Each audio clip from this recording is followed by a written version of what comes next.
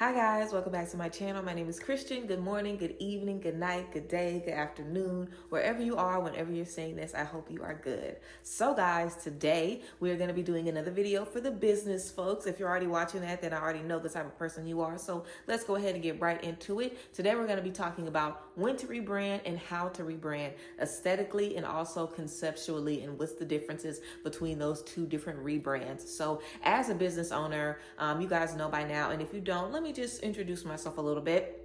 On my channel, I do a lot of spiritual content. I do a lot of readings, a lot of content about healing and wellness, because that is my passion and that is my purpose. That is my gift. But I'm also very passionate about helping business owners build their businesses using the things that I've learned as I've been building different businesses in different industries and my own businesses of different varieties over the years. So something that I'm very familiar with is rebranding, okay? And I work with a lot of different business owners that have been sitting on their logo or their, formulas or their websites for too long, and they want a different look, they want a different product, they want to completely switch up their business. So we're going to be getting into when you should rebrand and how you should go about rebranding. I offer one-on-one business consulting, I offer business mentorships, and I also offer social media management packages. So if you want me to run your social media accounts, if you want me to make content for your business, if you want to just have a one-on-one hour consultation with me where you just talk business with somebody, check down below in the description box to see where you can book all those one-on-one sessions with me. Now let's go ahead and get into today's topic: when, how, and what you're going to be doing and focusing on when you are rebranding your business. So first, let's just talk about the different types of rebrands. So first, you can do an aesthetic rebrand, which is mostly what we're familiar with, but you can also do a conceptual rebrand, whereas you change your entire business, you add a different service, you change, the focus of your business, you change what you're trying to tell people. You may switch up your message or switch up the products that you're selling when you're doing a conceptual rebrand. Just an aesthetic rebrand, this is mostly what a lot of people gravitate for when they're looking for something new in their business. They want to switch up their website, their business cards, their social media, their content, their color palette. They may want different designs. They may want different fonts. They may want an entire different feel to their designs. Now, let's go ahead and talk about when you should be thinking about doing this. A lot of people choose to rebrand after they haven't really been dealing with their business for a while. And I think that this is a good idea, but it's something that you want to do with caution. And this is why. It is good to rebrand and, launch your business maybe in a different way, bring some new creative things to your relaunch if your business has been cold or shut down for a little bit of time. But what you don't want to do is relaunch and then end up going cold again or going silent again. That's one of the worst things that you can do. So if you relaunch your brand, you want to stick with it. Now, if it takes you 4 or 5 times to finally get there, if you've already relaunched 18 times before you've seen this video and you're like, okay, what am I supposed to do now? Relaunch, but relaunch differently. When you want to relaunch with aesthetics or with the concept of your brand, you really want to make sure that consistency is something that you really, really lead with. So when do you rebrand? When you have the time, when you have the energy. Sometimes that means having the money to have an investment, to have a consultation with someone, or to get some content made, or to go back to the drawing board. Maybe you want to upgrade your Canva subscription or download Photoshop or get an iPad or get some different tools to help you navigate your content. You might want to upgrade your phone or get new cameras. Ask yourself before you step into your rebrand, what are you trying to accomplish with this rebrand? And do you have the time, the effort, and the energy to invest in your rebrand? You do not want to abandon your business after you just breathe new life into it. So you really want to give yourself the tools that you need to succeed when you're stepping into something different with your business and with your brand. So you really want to keep in mind, what are you trying to get from this new direction that you're taking your business, and what you want to be focusing on. That's definitely what you want to keep in mind. And also, how much time and energy do you have to put into this? Because you don't want to get started with it and then back off. Now, let's get into aesthetics. Again, this is what people usually, go to first when they're trying to rebrand. I always think that it's good to stick to an aesthetic, if you can, that isn't so foreign from the original aesthetic. And what I mean by this is, you can maybe switch up and add another color to your color palette, or even change your color palette entirely. But the more you change, the more you'll have to sell it to your current clientele.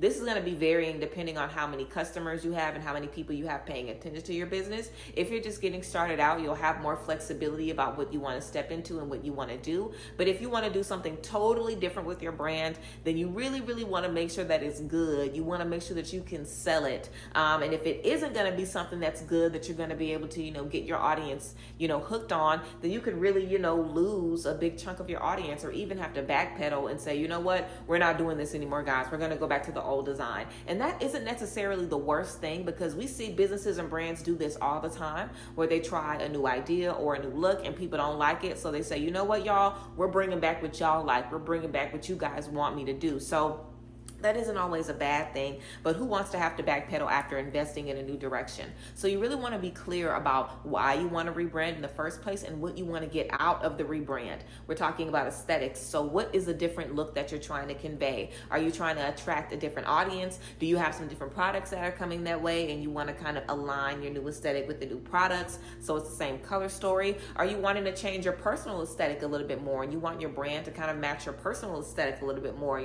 What is causing you to be led into this space, and what is a vibe that you want to give your consumers when they're looking at your platform? I always tell people to think about, the type of energy and emotion you want to invoke in people when they're looking at your branding. And you also want to think about the type of person you want to attract. So who is going to like something that is bubblegum pink with glitter and stars and flowers and, fairies and, all kind of sparkles and stuff? Who's going to like a more minimalist aesthetic with, wood grain and, soft textures and cotton and silk and, neutral tones? You're going to be able to recognize who is looking at what. So doing a little bit of market research can be good when you're thinking about rebranding. You guys know I'm always telling you guys to research and see what is working in other brands. Market research is one of the biggest things that small businesses are afraid to do, and big businesses profit off of time and time again. If you don't think that every big brand has a department of people that are looking to see what their competitors are doing so they can flip it and outdo it, then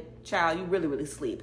So give yourself that same edge. Look at what's working. Look at the response that people are getting from different vibes and different energies online, and make sure that whatever you're going to be putting out is going to give you the type of vibe that you want. You want to be able to receive the type of energy that you're trying to receive from your audience, and that can be tricky. Of course, it can definitely be tricky whenever you're trying to step into something different, because you just hope that they like it, right? But if you know the vibe of your audience, if you know what they're interested in, or better yet, if you know that they're sold on you and your aesthetic, as long as it's true to you, you're going to be able to sell that, and I think being authentic to yourself is one of the most important things. Don't try to create somebody else's business. Don't try to do what somebody else is doing if you know that's not what you're interested in. You know what I'm saying? Like, we know a lot of girls, are on OnlyFans, right? If you have a creator and you know of a creator that is not an OnlyFans type of person, that's not what they're interested in, they're not that type of girl, but they end up doing that. Think about how their authentic, followers and subscribers are going to feel if they said that this wasn't something they was interested in. Or even more specifically, we have a lot of creators that are, very, very religious or very family based. And then maybe they get a divorce, or they do something outside of their practices, or they say, you know what, this doesn't apply to me, or what have you. Or even people who are vegan for years and years and they eat meat, or they say, you know what, it's okay for me to eat this, or what have you. We want to make sure that we're staying true to how we're presenting ourselves. And that is the most important thing. So again, you want to make sure that your rebrand is going to be authentic as well to who you are, and have fun. Have fun. If you're going to be rebranding, go balls to the wall. Like, now this doesn't mean do a complete 180 like I was saying, but do a 180 in the best way. Do a 180 where your audience isn't like, what business is this? But they're like, oh my God, they did an upgrade and they needed this upgrade. Be excited about the potential to create a different look and a different vibe to your audience. And to your brand as a whole. I would definitely recommend creating a mood board. I love Pinterest for mood boards, and Canva as well. Put together a bunch of different pictures, a bunch of different fabrics, textures, fonts, energies, all different types of things that represent your brand to you. And that's going to really give you, kind of like a foundation of where you need to pull those ideas from. There's a bunch of different ways that you can go about rebranding aesthetically. Of course, you want to revisit your palettes. You want to revisit your social media templates. You want to revisit the basic things, your packaging, your color palettes, your highlights, your logos. You want to make everything nice and cohesive. So you'll essentially start from the beginning, but you don't have to delete all of your content. You can delete all of your content and start over if you want to, but by no means do you have to do that. So don't feel like you have to delete everything and start over. You definitely don't have to. Don't let it bother you that much. just don't let your Instagram feed bother you that much. There can definitely be a way that you can spin it like you're launching, this new aesthetic. But like I said, the most important thing is being consistent. Anytime I launch a new aesthetic for a brand, I always try to post, at least a couple of times a day, maybe 2 or 3 times a day. And if I can't, I'm definitely posting once every day, because I need to build up my new aesthetic. I need them to get used to seeing this on the feed. I want my feed to look how I want it to look. So I need to push those older posts down. So I need to make sure that I'm posting consistently. So consistency is going to be your best friend when you're trying to get people connected to a new aesthetic, and just trust that it's good enough. Don't cut any corners, don't skimp on it, don't rush it. Take your time in building something that you want to stand by. And again, ask yourself if you have the time, like I mentioned, to post a couple times a day, or at least once a day. Now, I think if you're doing a rebrand, I think you should at least post twice a day. Once in the morning and once in the evening.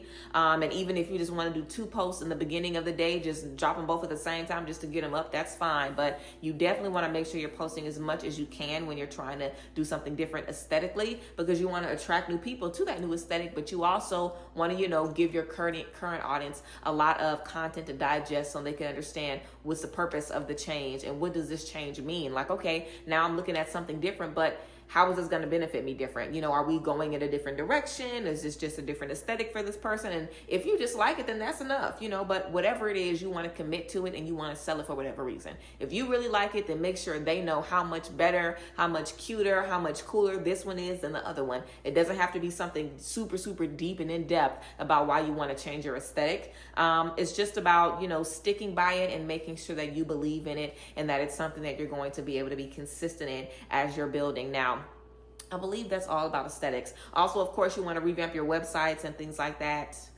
I think that's a bit of everything about that. Y'all know I didn't make no notes. I'm just going off the dome here, but let's go ahead and get into the conceptual rebrand, because I feel like this is something that a lot of business owners can think about, especially business owners that abandon a business or a website. You may feel like, I already have this website. I already have this name. Let me go ahead and expand on this. Let me go ahead and, use this again, or continue to use this. I want to keep using this website, or I want to keep using, like, let's say, for example, you got like a package deal with the content creator and you decide you want to switch up your brand. You still may want to use those services. So you may want to be like, okay, let me use this into something else, if I want to change up my mind or change up the direction and where I'm going. So I said all that to say there's a bunch of different reasons why we may want to get back into our business and switch it up entirely. Just again, stick with it. Consistency is going to be even more important if you're switching your brand up conceptually, because now you have to get people attached to what you're doing. I think that it's good if you can keep it in the same universe, and if you can't keep it in the same universe,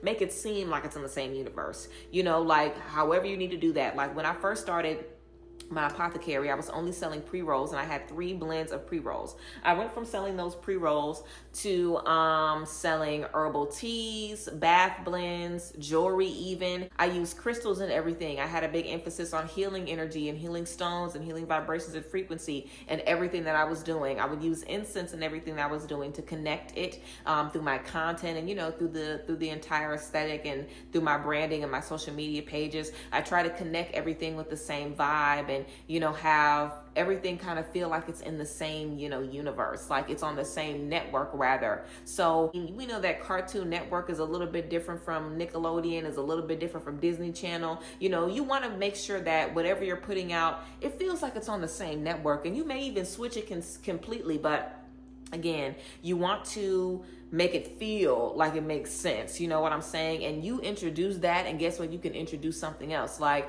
I'm sure it seemed crazy maybe when, like, let's say we have all these streaming apps, right? Even though this is a really good idea, let's say the first person that said, you know what, the next time a movie is streaming in the theaters, I'm going to have it streaming on my streaming site.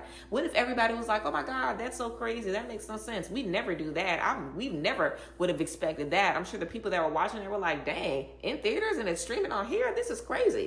But guess what? This is a niche. This is something new. This is something different. So I'm intrigued. And the next time a movie is out, I have it again and I have it again and I have it again. And now other people are looking to see what I'm doing. And I introduce something new into what everybody was already doing. So sometimes it's good. I want to say all the time, because even if it doesn't lead you to something just that's an amazing idea, it'll lead you to where you need to be. So I think it's important to really trust your business instincts and trust how you feel as a CEO and not doubt yourself, because there's going to be enough people that are doubting you already. So if you're going to be rerouting your brain conceptually, just trust it, because there's so many different things that can work. It's just about connecting it. So like I mentioned, my apothecary, let's say I decided I wanted to sell something that had nothing to do with healing. Let's say I wanted to start teaching people how to ride BMX bikes. Is BMX the name, like the extreme? Let's say I'm trying to think of something that has nothing to do with my business, right? So if I wanted to start doing that, I would be talking about how it releases your mind. I would be talking about how it's a great stress reliever. I would be showing myself,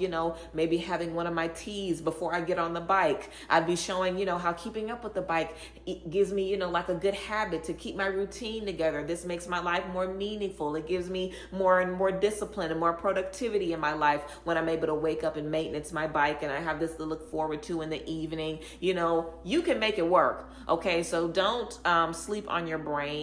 And don't sleep on a dictionary. Don't sleep on a thesaurus. Don't sleep on research. There's so many ways that you can tie what you're doing to whatever else is going on. It's just about, presenting it in a way that people are going to believe and have faith in and feel strongly about. So whenever you're rebranding, you want to have a strong concept. You want to come at it strong. You want to come at it with really, really professional grade content. You want to make sure you're utilizing everything that you can, that you're being consistent, that you're responding to your DMs, that you're responding to your messages, that you're responding to your contents, that you're showing up online more than ever, that you're engaging with other platforms. You really, really want to ramp it up in a rebrand and kind of act like you're kind of launching all over again. You really, really want to ramp up your activity on these platforms, and you want to learn everything that you can about the new direction your brand is going, if it's going to be a conceptual rebrand. If you've been doing massage services and you want to start adding like a therapy oil, learn everything that you can about that, so whenever you're working with your clients, you can educate them on everything about it.